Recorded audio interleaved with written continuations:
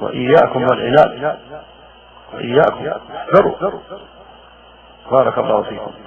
والله الرسول عليه الصلاة والسلام كان يقبل مشورة أصحابه ويقبل آراء عمر التي تأتي موافقة القرآن بكل سهولة عليه الصلاة والسلام. وكان عمر له مستشارون، وكان قد يجمع المسألة أهل بدر ليستنير بآرائه، وإذا وقع في خطأ رجع بكل سهولة. وهذا سبيل المؤمنين الصادقين. فالمؤمن هين لين، يعني ما في كبر ولا رطرسة ولا تعالي، يقبل الحق من البعيد والقريب والكبير والصغير. فهذه هي الطريق الإسلامي الصحيح.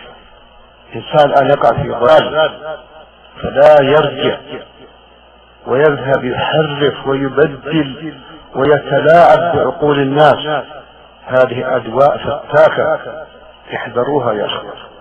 ربوا أنفسكم على التواضع وعلى الصدق وعلى حب الحق، وكل ابن آدم خطاء وخير الخطائين التوابون.